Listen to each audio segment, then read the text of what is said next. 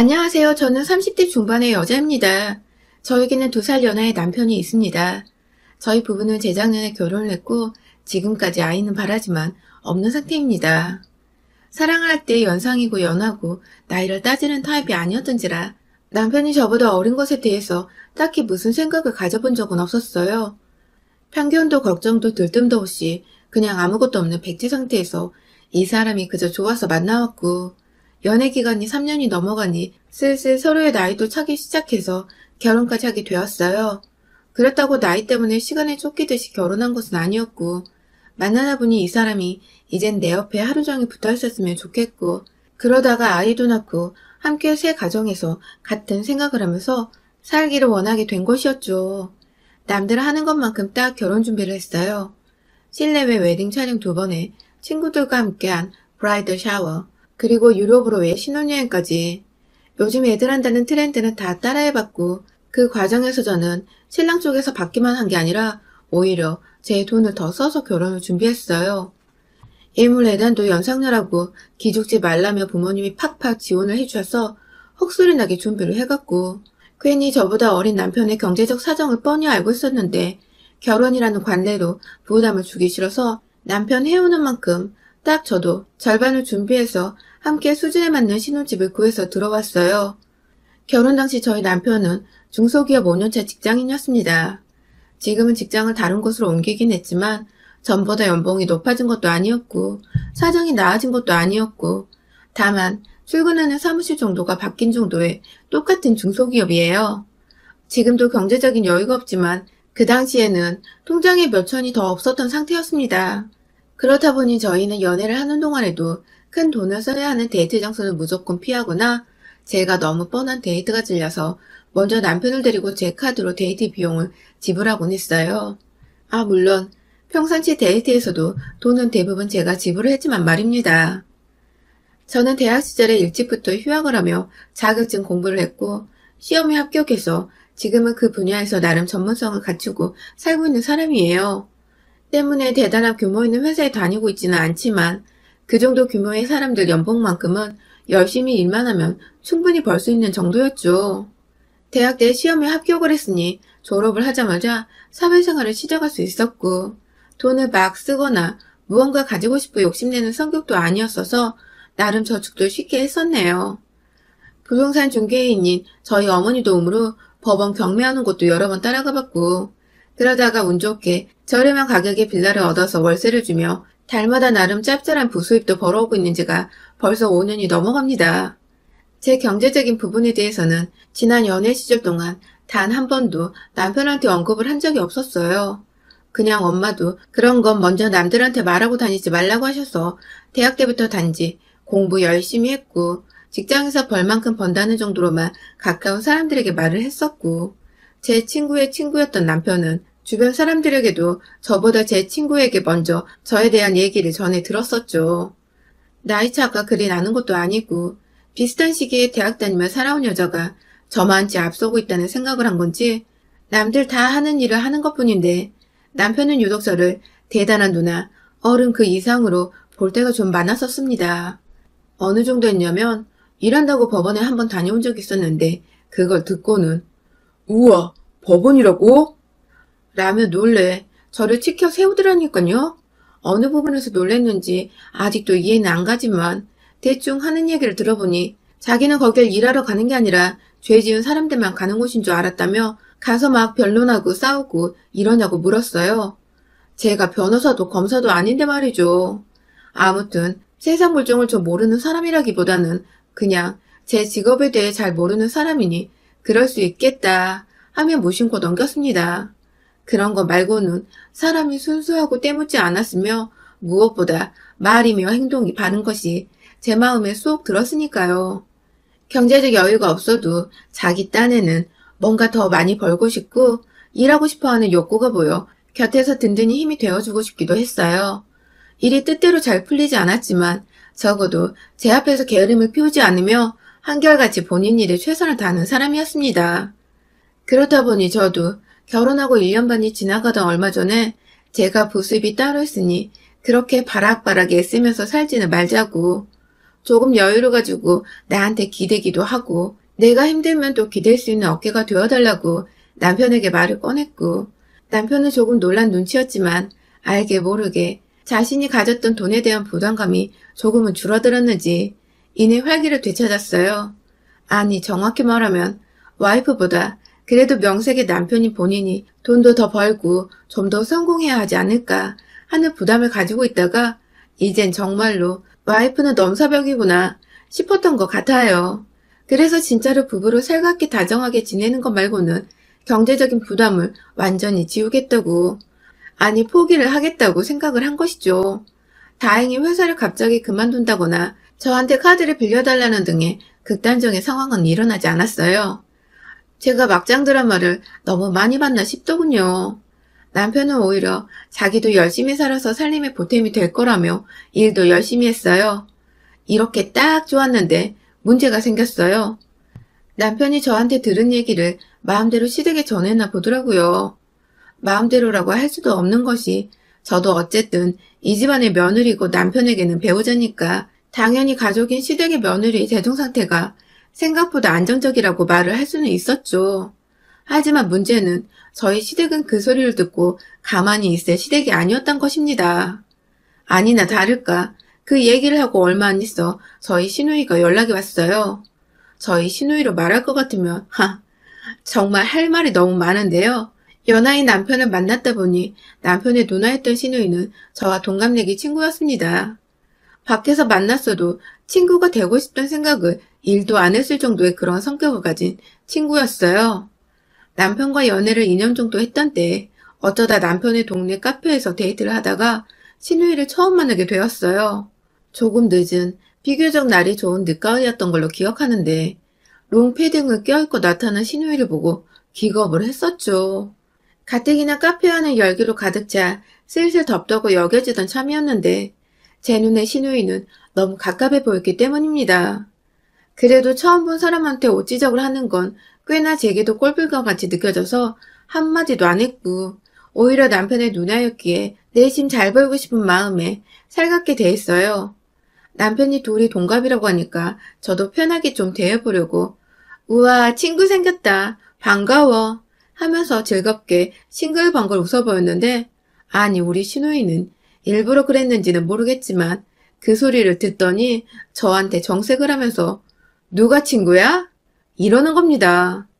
결혼 얘기가 오갔을 때도 아니었고 단순히 남자친구의 누나였고 제게는 그냥 남 같은 사람이었는데 벌써부터 시누이 짓을 해보려고 한 건지 제 말에 무안을 주더니 결국 그 소리를 하더라고요.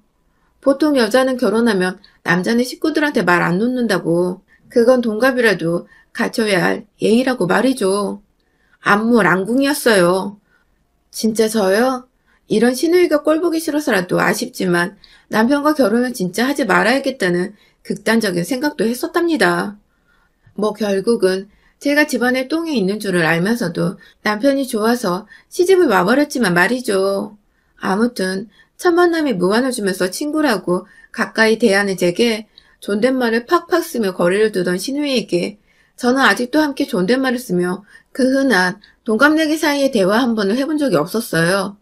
식구들이 시댁이나 저희 집에 다 같이 모이더라도 이제는 기어코 본인이 혼자서 제게 말을 놓으며 윗사람인 마냥 절 대하기 시작했죠. 그냥 가볍게 누구누구야 하면서 부르는 건 기본 중에 기본이었고 야, 너 등의 기분 나쁜 지칭부터 시작해서 해달라는 것도 많아졌고 시키는 일도 많아졌어요. 하다 지는 지 엄마가 혼자 식탁에서 밥을 차리고 있어도 꼼짝 않고 TV만 보고 있으면서 며느리인 저한테는 야, 수저 좀 놔드려 하면서 시어머니 마냥 굴었죠. 괘씸하고 열은 받는데 그렇다고 시댁에서 시부모님 앞에서 치고받고 싸울 수도 없는 노릇이고 제 성격 많이 죽었다면서 일부러 참고 또 참았습니다. 그랬던 시누이인데 제가 빌라 월세를 주고 있다는 소리를 남동생한테 듣고는 또 귀신같이 무슨 바람이 불었는지 저를 찾아봤더라고요. 미리 사전 약속을 잡고 나타난 것도 아니고 그냥 대뜸 혼자 지나가다 생각나서 들렀다는 개소리를 하더니 현관 바로 앞에서 전화를 하며 제가 집에 있는지를 물었어요. 당연히 그 시간 모두가 출근하고 있을 월요일 이른 오후에 아무도 집에 없었습니다. 하지만 신우이는 집 번호를 물어보며 안에 혼자 들어가 있겠다는 말을 하더라고요. 진짜 순간, 진짜 얘를 어째버릴까 하며 분노가 막 차올랐어요. 지금 당장에 오전에 집을 떠나줘조차 제가 집을 어떤 꼴로 만들고 나왔는지도 모르겠고 누가 나와 내 남편의 공간에 혼자 들어가 있는 거 더더욱 싫었는데 앞뒤에 미안하단 말도 안 하고 무작정 카페 갈 돈이 아깝다고 어차피 곧 퇴근하고 올 테니 먼저 들어가 있겠다며 뻔뻔하게 집 번호를 물어보는 신우이를 한 대 때려주고 싶었어요. 결국 저는 비밀번호를 알려주지 않았고요. 혹여나 싶어서 잠깐 생각을 하다가 남편한테 전화를 했는데 이미 통화 중이더군요. 네, 남편한테 전화를 해서는 비밀번호를 물었는지 남편은 그걸 또 그대로 가르쳐줬고 신우이는 이미 그 사이 제 집안에 들어가 있었던 것입니다. 전 뒤늦게야 전화를 받은 남편에게 애먼 화를 내면서 왜 우리 공간인데 마음대로 비밀번호를 가르쳐줬냐며 남편에게 바라바라 소리를 질렀고요. 남편도 뒤늦게야 자기가 실수를 했다는 것을 인정하고는 싹싹 빌었지만 소용없었어요. 이미 내 공간엔 내가 정말 싫어하는 신우이가 떡하니 들어가 있었으니까요. 남편한테 아무리 지랄을 해도 남편은 회사에 있어야 했고 저라도 퇴근을 해야겠더라고요. 신우이가 집에서 뭘 하고 있을지도 모르겠는데 남보다 못한 사이를 제 집안에 혼자 떡하니 두고 싶지가 않았어요. 집 있다는 소리를 하자마자 집에 찾아온 것을 보면 목적도 그거일 텐데 혹여나 무식하게 집문서 찾겠다고 집안 장롱을 다 뒤지진 않을까 하는 섣부른 걱정까지 하느라 일이 손에 잡히질 않았어요. 결국 저는 그 아까운 반차를 오후가 돼서야 뒤늦게 내고는 후딱 집으로 향했죠. 다행히 집에서 별일은 없었습니다. 신우이는 그 사이 냉장고를 맘대로 털어서 거실에 김치찌개까지 한상 차려 먹고 있었고 생각보다 제가 일찍 집에 들어오자 당황했는지 후다닥 현관에 벗어둔 지 양말을 가져다 신더라고요. 그날 신우이는 본인이 왜 왔는지 말은 안 했고 다만 계속 저한테 은연중에 돈을 벌고 싶다는 돈이 궁해 죽겠다는 말을 자꾸만 꺼냈어요. 속이 훤히 들여다보이는데 상대해 주기가 너무 싫었어요. 몇 번 얘기를 들어보니 그게 다 돈 얘기고 그중 원룸 하나가 딱 있었으면 좋겠다는 말이 결국 나왔습니다. 결국은 저한테 원룸 하나 싸게, 아니 공짜로 받아보면 안 되나 그걸 떠보려고 온 것 같더라고요. 그 나이에 결혼도 못하고 부모님 집에 얹혀 살고 있는 게 본인이 생각해도 딱했나 보더군요. 하지만 전 일절 무시를 했습니다. 제 원룸을 하나라도 신우이한테 주고 싶은 마음이 눈꼽만큼도 없었습니다. 그냥 아무것도 남편 말고는 서로에게 엮이고 싶지가 않은 사람이었으니까요. 그래서 전 피곤하니 이제 집에 가달라고 다음부터는 내 집에 올 때 미리 연락이라도 주고 오라는 말도 잊지 않고 전했어요. 하지만 신우이는 그 말이 기분이 나쁘다며 싫은 티를 팍팍 내며 문을 쾅 닫고 집을 나섰어요. 그리고는 시어머니한테 말을 어떻게 전달한 건지 제가 신우이를 집에서 쫓아낸 줄 알고는 전화가 와서 한바탕을 했고 그 바람에 제가 겨우 사실 확인을 시켜드렸고 전 저대로 억울하고 열이 받아 남편한테 또 전화를 해서 니네 집 식구들 나한테 왜 그러냐고 내내 하소연을 하고 남편도 회사에서 집안일로 머리를 지끈거려 하고 진짜 개판 5분 전이었습니다. 그런 일이 있고 난 후 바로 얼마 전에 일어난 일이었어요. 한동안 자존심이 상했는지 연락이 일절 없던 신우이는 다시금 원하는 것을 성취하기 위해 자존심도 포기하겠다는 듯이 꼬리를 내리고 제게 연락을 해왔어요. 이번에 무작정 저희 집으로 찾아온 게 아니라 하루 전날 전화를 했더라고요. 좀 봤으면 좋겠는데 시간이 되냐고 물어서 퇴근하면 저녁 7시니 그때 맞춰오라고 말을 하고는 끊었죠. 아무래도 신우이다 보니 저도 영영 안 보고 살 순 없는 노릇이고 그냥 이렇게 누가 먼저 꼬리를 내리면 내리는 대로 대하며 최대한 뒤끝 없이 좀 지내보고자 하는 마음이었어요. 그렇게 퇴근 시간이 다가와 직장인이 다 그렇듯이 칼퇴를 하지는 못하고 급한 일을 좀 마무리 짓다 보니 20분 정도가 늦춰졌어요. 어찌되었든 신우이가 집에 또 온다고 하니 제 쪽에서 퇴근을 했죠. 퇴근길이라 차는 막히고 어찌저찌 집에 들어가니 남편이 먼저 퇴근해서는 집에 와 신우이와 함께 있더라고요. 신우이는 전과는 달리 제게 너무 살가웠어요. 오는 길에 사왔다면서 마트에서 파는 오렌지맛, 포도맛, 그리고 사과맛 나는 음료수 묶음 3개를 사왔더군요. 형식적으로 고맙다는 인사를 나누고는 자리에 앉기 전 음료라도 내어줬어요. 그냥 컵에 따라서 가져다 주면서 무슨 일로 온 거냐고 물었죠. 그러자 신우이는 그 질문이 좀 마음에 안 들었던지 인상을 한번 살짝 찡그렸고 그걸 제가 눈치를 챘다는 사실을 곧 알고는 다시금 표정 관리를 했어요.